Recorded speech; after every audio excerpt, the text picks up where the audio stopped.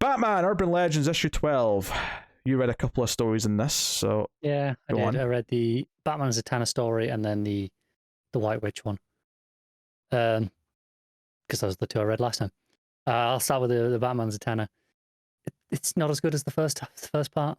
It's not bad. Dear. Let me like get that out of the way straight off. It's not a bad issue because I think it is pretty much a full issue's worth. But it is notably weaker, a little bit messier, I would say. And it undercuts part of its final moment that I didn't really enjoy. But you have Batman Zatanna. They're at this site of this ritual that they have to do every year or whatever it is. And this time it's gone a lot worse. There are things coming through. Zatanna likens it to the fact, like, there's this cut, and it keeps popping the stitches open. So every year we come and and sew it back shut. But this time something's coming at it with a meat cleaver and just bust it open. And the only way we're going to fix it now is we're going to need a full skin graft. Essentially, is the way they liken it, as opposed to just sewing it shut. It's a bigger problem now.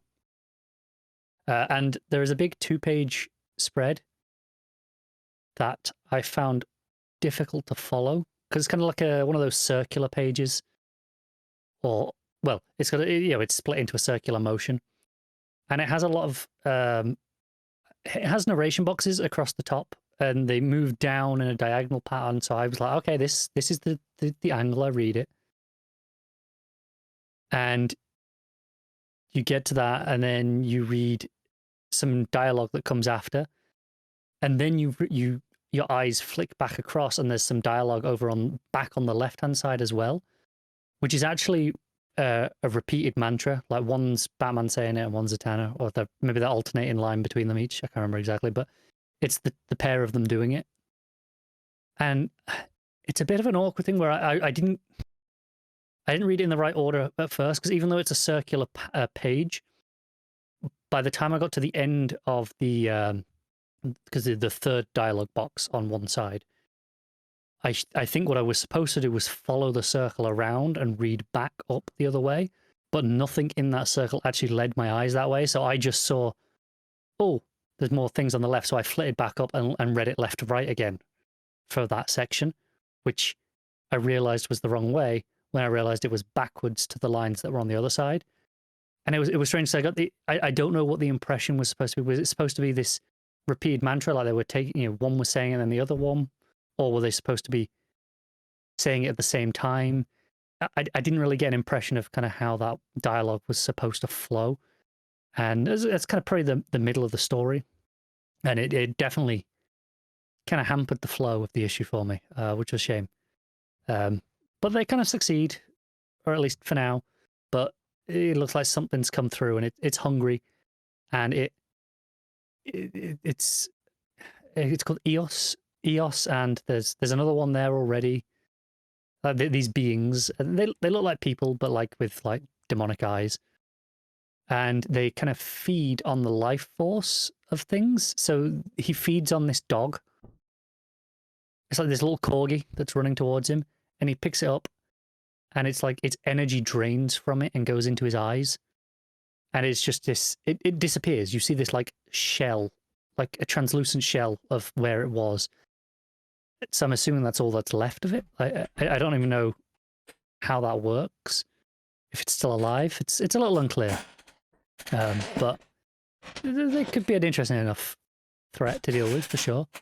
We have Batman and Zatanna that patch each other up. They're on a bit of a talk, and kind of gets to the crux of what their relationship is, where every year they do this and they feel each other's emotions for like months afterwards.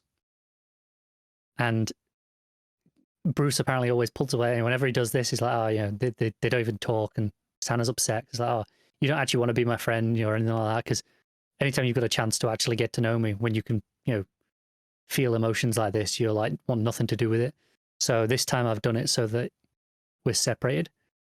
And this is the part of the issue where I feel like it kind of ruined with the starting, because it's, oh, the intruder alarms go off. There's someone here. Batman goes to investigate. You have this, shadowy kind of sequence of, oh, there's someone down there singing a song. And it turns out it's Constantine, which is fine. And this would have played as a nice little moment where, because it's not clear who it is at first until Batman's swooping down, and then it does this kind of full page of Batman big with a cape spread coming down, and he's still not fully lit up, but you can see underneath, you can see the trench coat. He's got a lighter out, and oh, I see it's Constantine. But the first page is Constantine in a bar, being like, oh, Zatanna, what you got yourself into this time? Because he's seen the reports of something's happening, and I feel like it really undercut the mood of these final few pages, because we knew Constantine was in the issue because of that first page. I don't know, strange storytelling technique for me. So yeah, a bit of a disappointing issue, but not bad by any means. But yeah, that story gets like a 5.5 for me, I think. Mm-hmm. And then the second one I read was the White Witch story. This was the Ram V one, which was the highlight last time and still is this time. And yeah, Anand RK on the art is just phenomenal again. This time it plays, she's being interviewed by, I assume, some psychiatrist.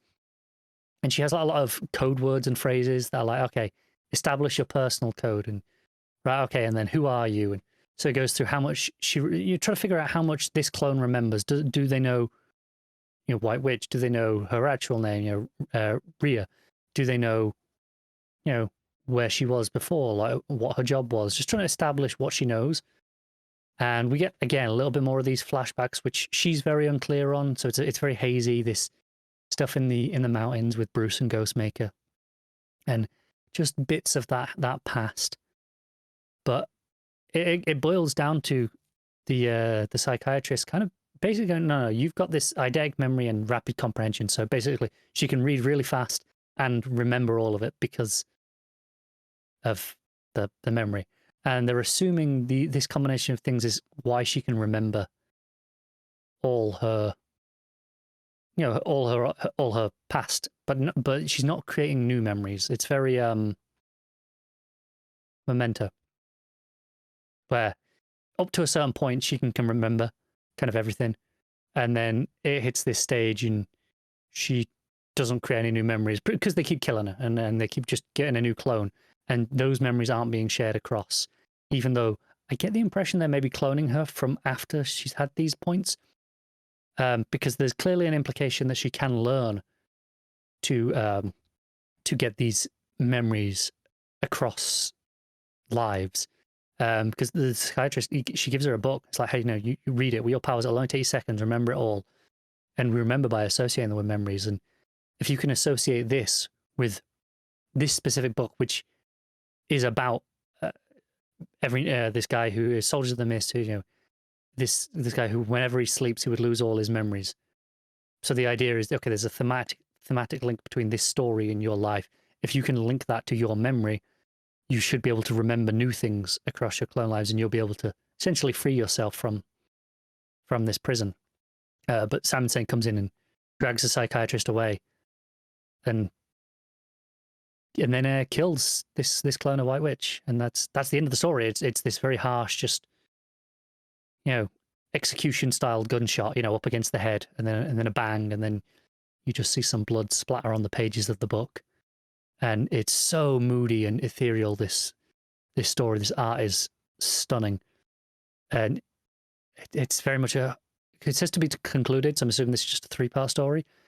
Very interesting to see how this ends with her, and how, or if she manages to break free of this cycle, and what that'll mean.